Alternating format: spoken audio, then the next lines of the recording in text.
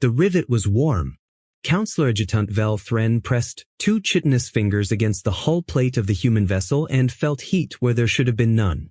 Every reactor aboard had been dead for 6 days. The ship was a corpse, drifting in the impound ring above Seth 9, its weapons sheared away, its cannons melted, its missile racks unbolted and catalogued. And yet this single rivet, deep in a maintenance corridor no human should have been able to reach, was warm to the touch. She drew her hand back. She did not tell anyone. That was the first mistake, though she would not understand it as a mistake for a very long time. The disarmament had been flawless. That was the official word, repeated in 17 languages across the concordant fleet. When the human colony ships had been intercepted at the edge of contested space, the Concordant had done what it always did with primitive expansionist species. It had stripped them. Every kinetic launcher, every fusion lance, every warhead down to the last hand-carried sidearm. The humans had not resisted. That was noted with satisfaction in the fleet log. A species that surrenders its firepower without a fight, the assessors wrote, is a species that has understood its place. Vel Thren had read that line 4 times. Something in it bothered her the way the warm rivet bothered her, though she could not have said why. They gave up 11,000 weapons, said Ordinator Sask, watching the inventory scroll across the impound console beside her. His voice carried the flat contentment of a bureaucrat whose forms had all been filled correctly. 11,406. Not one hidden. We scanned the hulls to the molecular lattice. And they simply handed them over, Vel said. They wept, Sask said. Some of them. When we took the ships apart, some of the humans wept. She turned. Wept for the weapons? For the ships, I assume. Attachment to property. A primitive trait. He flicked a claw dismissively. The point is compliance. We have never disarmed a species this thoroughly with this little cost. The Council is pleased. But the humans had not asked for their weapons back. Not once in 6 days. And Vel Thren, who had spent 40 years studying species on the edge of extinction, knew that the desperate always ask for their weapons back. They beg. They bargain. They offer everything. These humans asked for nothing except one thing, repeated politely through the translation grid, a request so small the impound staff had granted it without a second thought. They asked to be allowed to keep working. That was the second thing she did not understand. The third came at the end of the shift, when she reviewed the labor logs from the impound docks. The humans, disarmed and detained, had been assigned menial maintenance work to keep them occupied, hull cleaning, cable sorting, the tedious upkeep of a station that ran itself. Standard procedure for a compliant captive population. But the productivity figures made no sense. In 6 days the human detainees had requested access to 19 separate systems. Coolant regulation, atmospheric balancing, the station's water reclamation lattice, the docking clamp hydraulics. All granted. All trivial. All the sort of dull, unglamorous infrastructure a conquering species never bothers to guard, because who would fight over a water pipe? Why do they want the pipes? She asked aloud. Sask had already gone. The console did not answer. She told herself it was nothing. She told herself the war, if it had ever been a war, was over, decided in an afternoon by the simple arithmetic of who held the guns. She went to her rest cycle. She did not sleep well. In the dark she kept seeing the human faces from the intake footage, and the thing that troubled her was not fear on those faces. She had catalogued fear on 100 conquered species. She knew its shape. The humans had not looked afraid. They had looked patient. The Concordant had a doctrine, refined over 9,000 years and 40 successful subjugations, and the doctrine was elegant. A species is its weapons. Take the weapons and you take the war. It had never failed. It had never even been tested, because it had never needed to be. Every species they had ever met agreed, in the end, that the equation was simple. The side with the firepower decides, and the side without it obeys. The humans agreed too. That was what made it so strange. They agreed so readily, so completely, that not one assessor in the entire fleet thought to ask the only question that mattered, which was this. If the humans believed their weapons were the source of their power, why did they surrender them without grief, and grieve instead for a water reclamation lattice? On the 8th day, a docking clamp failed. It was a small failure. Clamp 7 on the impound ring, the one holding the largest human hull in place, released without warning during a routine attitude adjustment. The dead human ship drifted 400 meters before automated tugs caught it and hauled it back. No damage. No casualties. The maintenance report attributed the failure to a hydraulic fault and noted, in passing, that the humans had been servicing that exact clamp 2 days prior. Vel Thren read the report 3 times. Then she requested the surveillance footage of the clamp maintenance. She almost didn't. It would have been so easy not to. But the warm rivet, the water pipes, the patient faces, they had accumulated in her like a debt, and she was the sort of creature who paid her debts even when no one was collecting. The footage showed 2 humans working the clamp housing. A woman and a younger man. The woman did most of the work, the man mostly watched and handed her tools. They talked the entire time, an easy back and forth the translation grid had recorded, but no one had bothered to review, because who reviews the small talk of janitors? Vel played the audio. Not going to hold, the woman was saying, her hands buried in the clamp's guts. See the corrosion pattern? Give it a week and it lets go on its own. So we leave it, the man said. We leave it. The pause. The wet sound of a fitting being loosened by exactly half a turn. Not removed, not sabotaged, simply loosened, an act indistinguishable from incompetence. Nobody blames the janitors when a bolt they weren't even assigned to comes loose. The man laughed, quiet and tired. Marla, how long are we going to do this? The woman, Marla, stopped working for a moment. When she answered, the grid struggled with her tone, flagging it as uncertain. Possible sorrow/possible resolve. As long as it takes them to figure out we haven't surrendered, she said. And not 1 second before. The footage ended. Vel Thren sat very still in the dark of the review chamber. She understood, now, that the clamp had not failed. It had been permitted to fail, on a schedule, by 2 people who wanted it to look like an accident. She understood that this was not sabotage in any form her doctrine recognized, because sabotage was violence and this was patience wearing the mask of decay.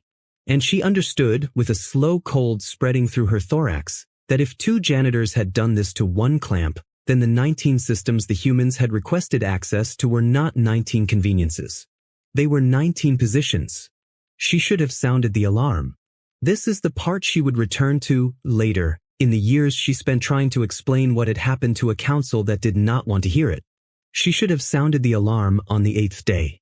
But she did not, because she still believed, then, that she was looking at the beginning of something, when in fact she was looking at something already nearly finished. You reviewed the janitor footage, Sask said the next morning. It was not a question. He had seen her access logs. Counselor, the clamp was a hydraulic fault. The engineers confirmed it. The engineers confirmed what the humans wanted them to confirm. Sask's mandibles clicked in the pattern that passed, among his people, for a pitying smile. You have spent too long among dying species. You see intention in entropy. A bolt came loose. It happens on every station in the Concordant. Not everything is a human plot. Then explain the water reclamation lattice. There is nothing to explain. It is a water pipe. Then let them have it, she said. Let them have all of it. If it means nothing, revoke their access and see what they do. For the first time, something flickered behind Sask's contentment. Not fear. He was not capable of fear yet, none of them were. But a small administrative unease, the discomfort of a creature asked to justify a decision he had made without thinking.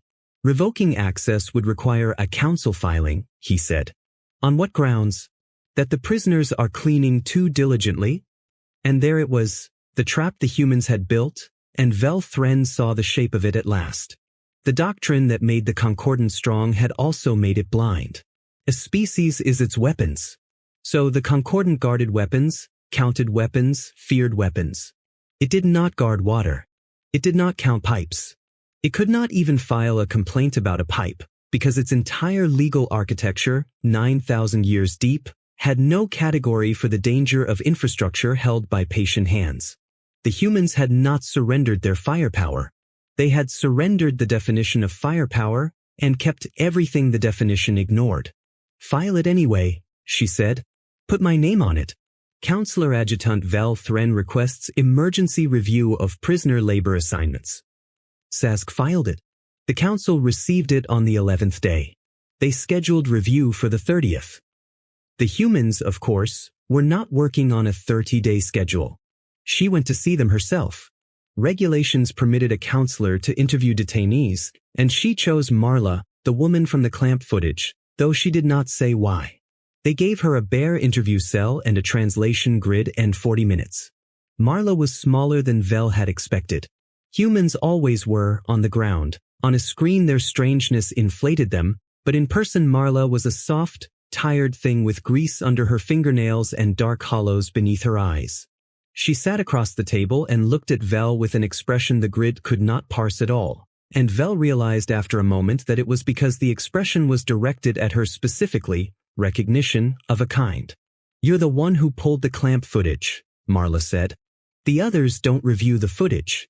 "You did." Vel did not confirm it. "You loosened the clamp deliberately." "I loosened a bolt that was going to fail anyway." "There's a difference." "Your engineers will tell you there's a difference. They'll defend me to you if you ask them." Marla smiled, and it was not a cruel smile, which was worse. "That's the whole thing, isn't it? We do the thing that's going to happen anyway, just a little early, and your own people testify that we're innocent." "Why?" Vel asked. It came out more genuine than she intended. "You have no weapons. You cannot win. Whatever you are building toward, we outnumber you 1,000 to 1 and we hold every gun in this system. What do you think a broken clamp achieves?" Marla was quiet for a long moment. Then she said something the grid rendered in halting fragments, a human idiom with no concordant equivalent, and it took Vel the rest of the interview and 3 days afterward to understand it. "We're not trying to win the fight," Marla said. "We're trying to make the fight so expensive that you decide you never wanted it. There's a difference between those two things. Your whole species has never once had to learn it." Vel left the cell with the sensation of having been shown one wall of a very large room in total darkness. She did not yet know how large. She reported the conversation to the council in a formal brief and recommended immediate revocation of all prisoner access, and the council, which had already scheduled review for the 30th day and did not like to be hurried, thanked her for her diligence and did nothing. On the 14th day, the water reclamation lattice failed. Not catastrophically. That was the genius of it, the thing that took Vel weeks to fully appreciate. It did not explode or flood or poison anyone. It simply began very slowly to run backward. The lattice that recycled the station's water introduced a mineral imbalance so subtle that it took 2 days for anyone to notice, and by the time they noticed, every water system on Seth 9 station was gently, invisibly corroding from the inside. Coolant lines, atmospheric scrubbers, the fusion containment jackets that used water as a moderator. Nothing failed at once. Everything simply began to fail slightly, everywhere, on a timeline no one could pin to any single act by any single human. The station engineers spent 6 days chasing the imbalance. They blamed a supplier. They blamed a manufacturing defect. They blamed, briefly, each other. Not one of them blamed the humans because the humans had touched the lattice 11 days ago and everyone knew that sabotage produces immediate effects, and this was not immediate, this was weather. Vel Thren understood it was the humans. She could not prove it. That, she was beginning to see, was not an accident either. The humans were not trying to be undetectable. They were trying to be undeniable in a way the Concordant could not act on. To sit in the exact blind spot where suspicion and evidence could never occupy the same moment. "They are going to kill this station," she told the council, by direct channel, breaking protocol. "Not with weapons. With time. They have turned our own infrastructure into a slow weapon and they have done it in a way that makes every one of your engineers an unwitting witness for the defense." The council convened an emergency session. She had won, she thought. Finally, they were listening. They ordered the humans confined to sealed quarters with no system access. It was the right decision. It was 11 days too late. Because here is what the Concordant did not know, and what Velthren would only piece together afterward from the labor logs and the interview transcripts and one recording that had been sitting, unwatched, in the archive the entire time. The humans had never needed continued access. Every one of the 19 systems had been set the way it needed to be within the first 8 days. The failures were not being caused in real time by human hands.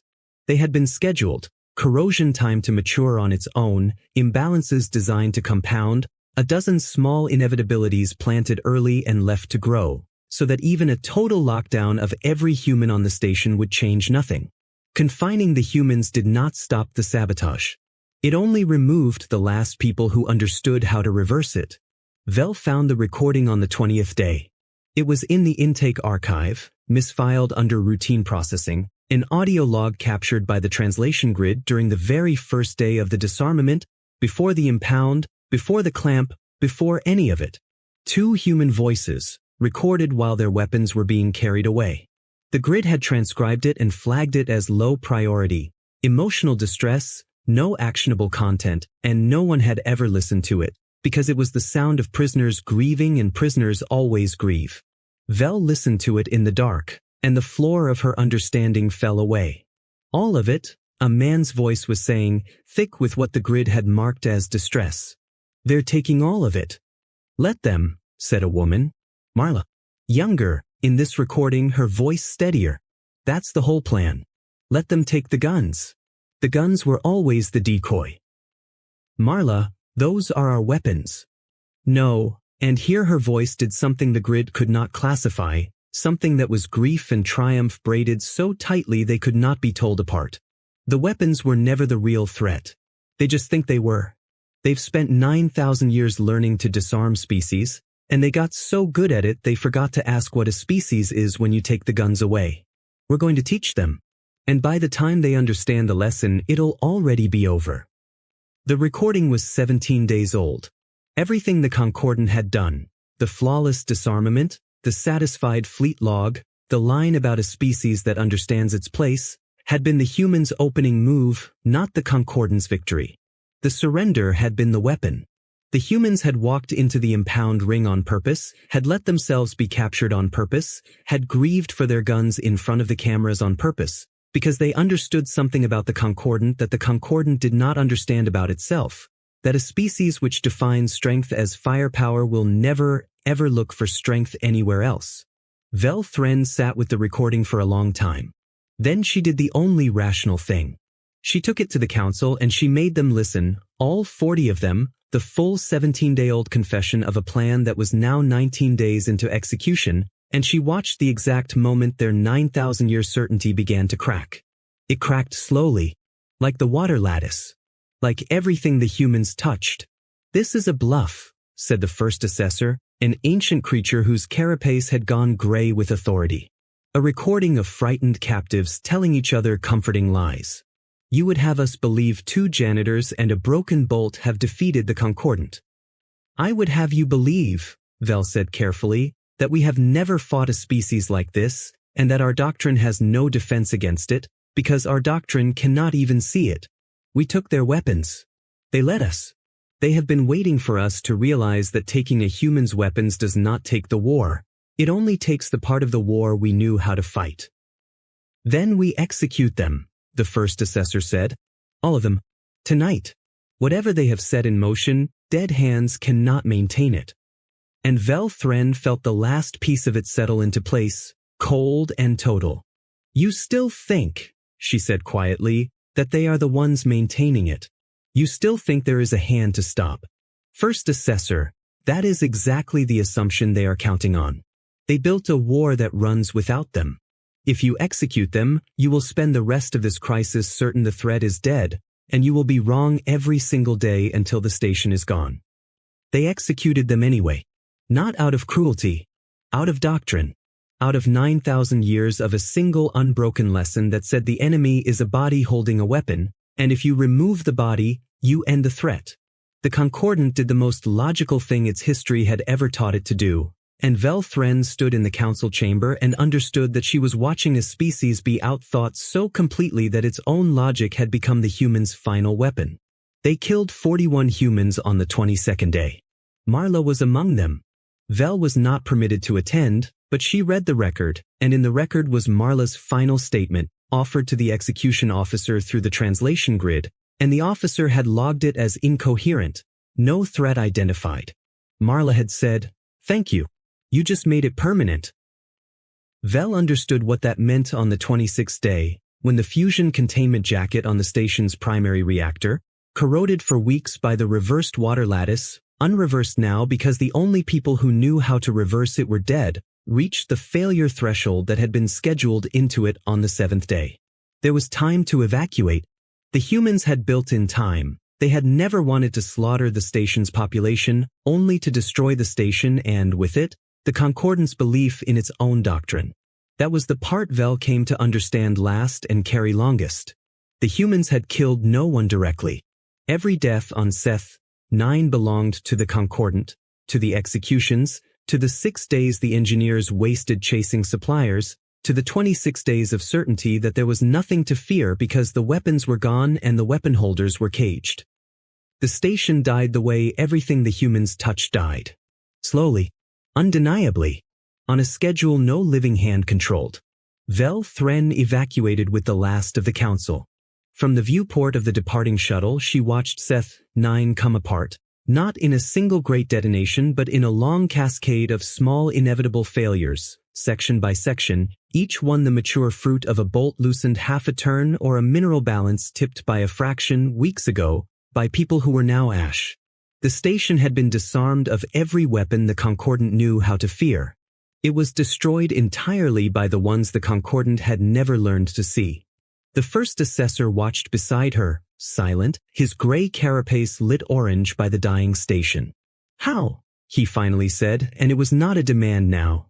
It was the sound of a creature whose certainty had been taken from him as thoroughly as the humans' guns had been taken from them.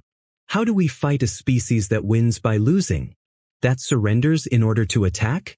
That builds a war which needs no soldiers. Vel Thren did not answer right away.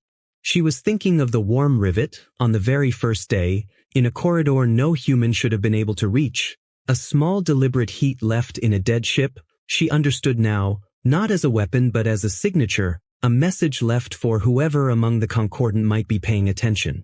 We are still here. We are still working. Nothing about our stillness is surrender. She had felt it. She had told no one. She had been paying attention, and it had not been enough, because attention was not the thing the Concordant lacked. The Concordant had watched the humans every second of every day.